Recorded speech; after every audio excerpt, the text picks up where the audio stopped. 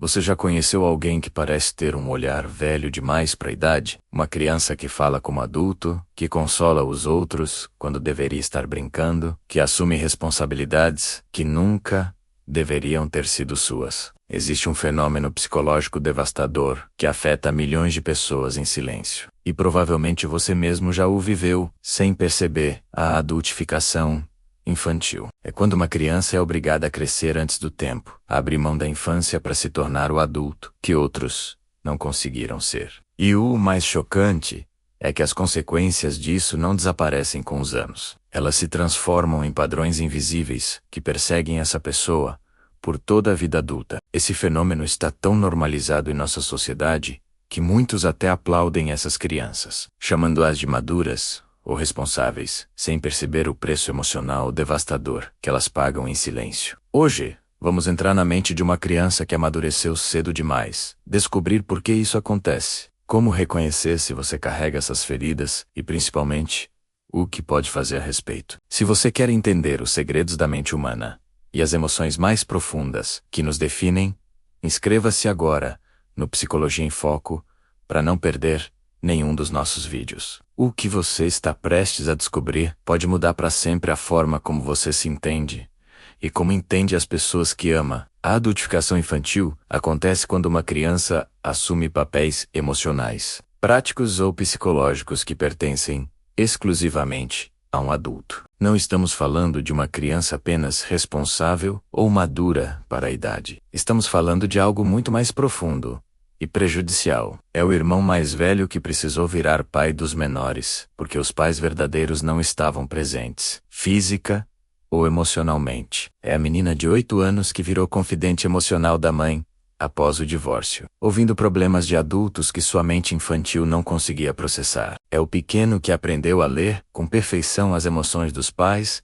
para evitar conflitos, tornando-se um mediador invisível dentro da própria casa. Essas crianças não tiveram o luxo de serem irresponsáveis, de errarem sem consequências graves, de simplesmente existirem sem preocupações. Enquanto outras brincavam sem pensar no amanhã, elas cuidavam, planejavam, resolviam. Enquanto outras choravam livremente por suas próprias necessidades, elas consolavam os outros, engolindo as próprias lágrimas. Desenvolveram uma sensibilidade extrema ao sofrimento alheio, uma capacidade quase sobrenatural de detectar quando algo não vai bem menos, mas perderam a capacidade de reconhecer e validar as próprias emoções e necessidades. E é aqui que começa uma tragédia silenciosa, que pode durar décadas, às vezes a vida inteira. Por que isso acontece? A psicologia mostra que a adultificação infantil surge em famílias onde existe um vazio emocional ou funcional significativo que a criança tenta preencher instintivamente. Pode ser uma família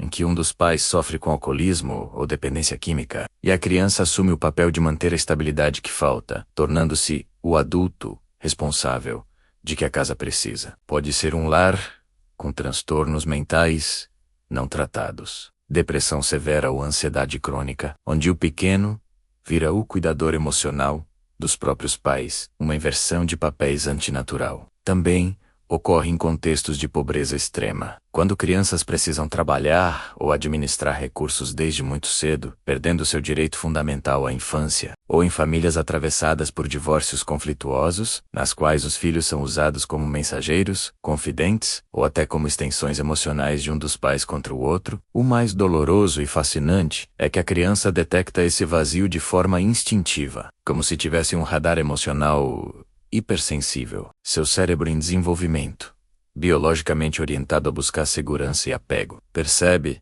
a ameaça de abandono ou caos e, por puro instinto de sobrevivência emocional, decide preencher esse espaço. Não é uma escolha consciente, é um mecanismo desesperado de adaptação. Em algum nível inconsciente, a criança pensa: se eu não mantiver tudo unido, tudo vai desmoronar, e eu ficarei completamente só. E assim começa a carregar um peso emocional que nunca deveria ter sido seu, sacrificando a própria infância no altar da sobrevivência familiar. As consequências de amadurecer cedo demais são devastadoras e se espalham como raízes invisíveis por toda a vida adulta. Essas pessoas costumam se tornar hyper-responsive, crônicos, incapazes de delegar, incapazes de pedir ajuda, mesmo à beira do colapso, porque, desde cedo, aprenderam a lição mais dolorosa: ninguém virá salvá-las. Só podem contar consigo mesmas. Desenvolvem um senso de dever esmagador e a crença profunda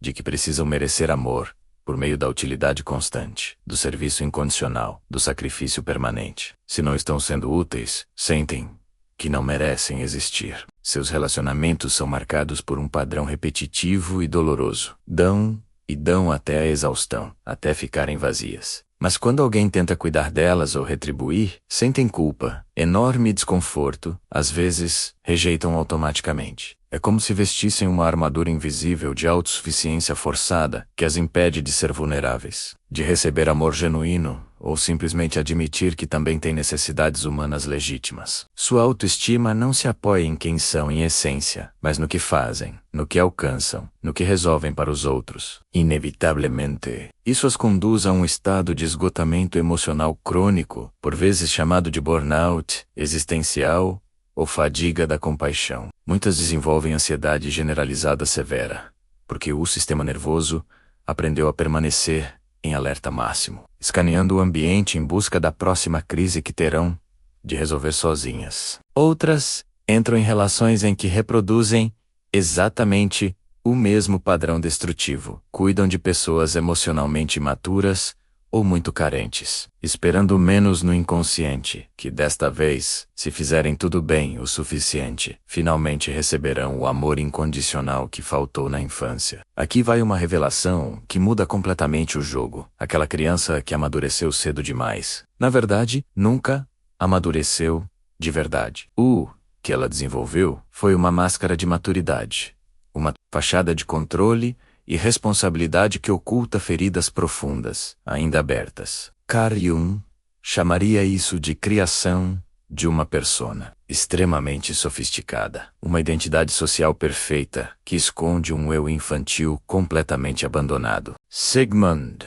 Freud diria que essas pessoas ficaram fixadas em uma etapa do desenvolvimento na qual a autopreservação emocional se tornou prioritária, bloqueando o desenvolvimento saudável do self autêntico. A neurociência moderna revela algo ainda mais impactante. Quando uma criança vive sob estresse crônico por assumir responsabilidades adultas, seu cérebro literalmente se reorganiza. O sistema límbico, responsável pelas emoções e pela detecção de ameaças, permanece em hipervigilância por anos, até décadas. Já o córtex pré-frontal, que deveria se desenvolver brincando e explorando livremente, foca prematuramente em planejar, controlar e antecipar problemas. É como se o cérebro pulasse etapas cruciais do desenvolvimento emocional. E aqui está a chave libertadora. Reconhecer esse padrão não é uma sentença a menos, é a porta de entrada para a cura. Porque, quando entendemos que aquela armadura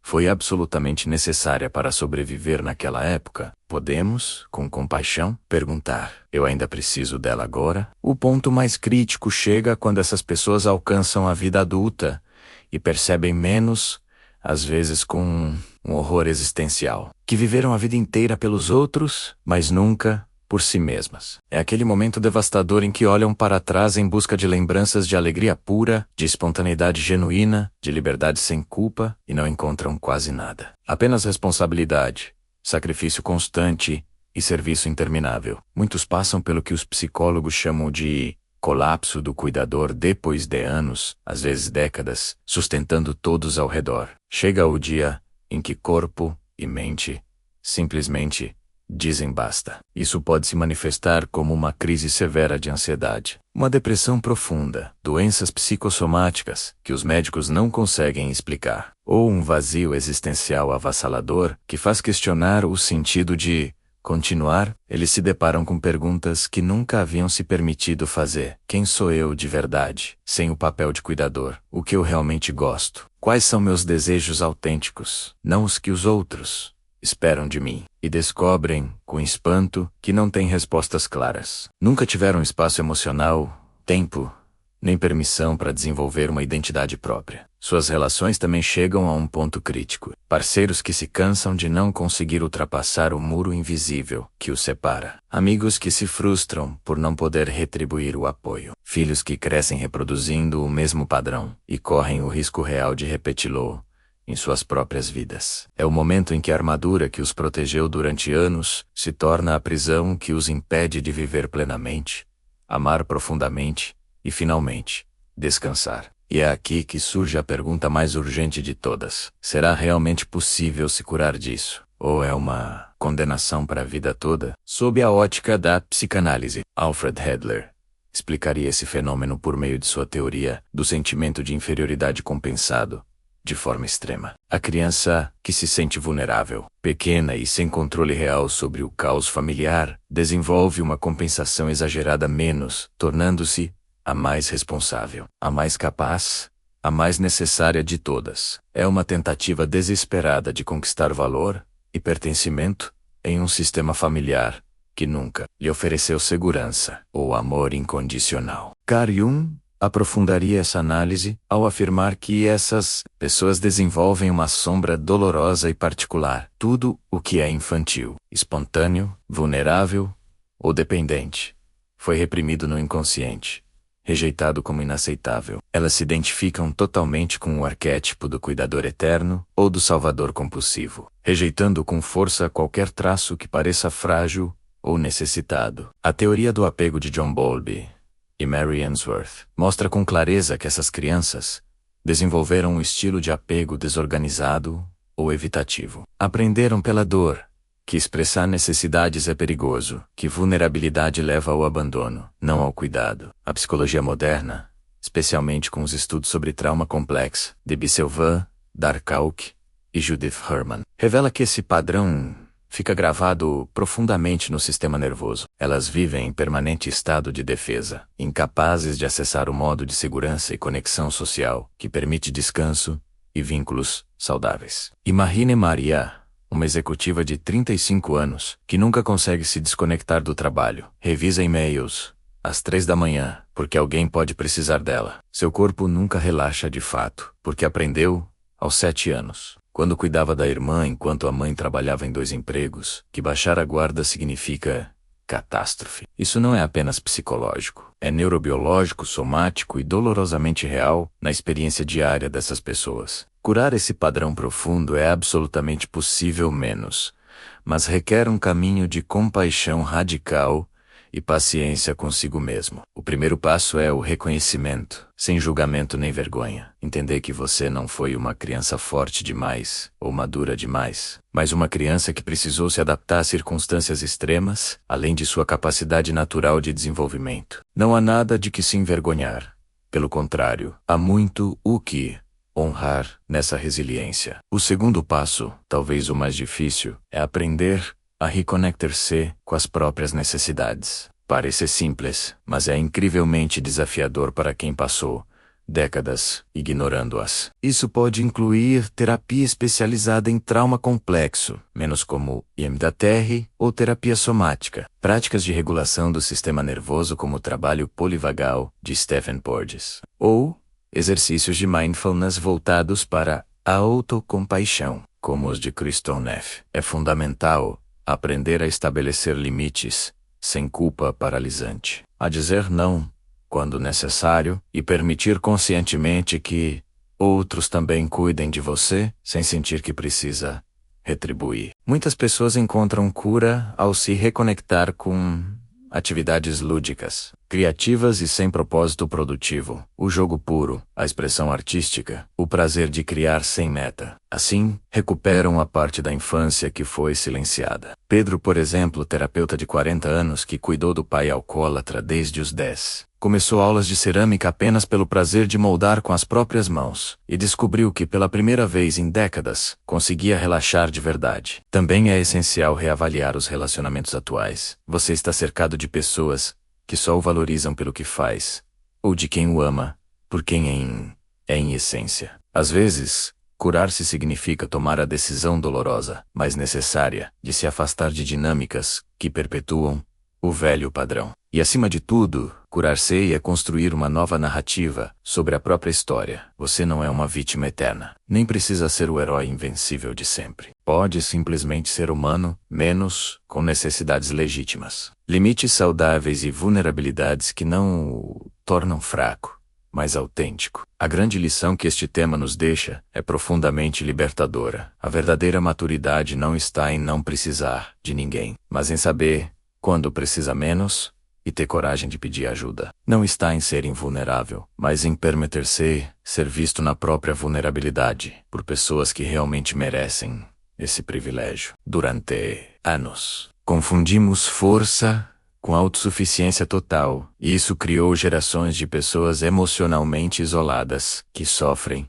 em silêncio. Mas o ser humano é, por natureza, interdependente. Precisamos de conexão, apoio e reciprocidade. Não há virtude no ato, sacrifício que te destrói lentamente. Não há honra em carregar sozinho o que poderia ser compartilhado. Se você reconhece esse padrão em si, entenda, soltar a armadura não o torna fraco, o torna corajoso.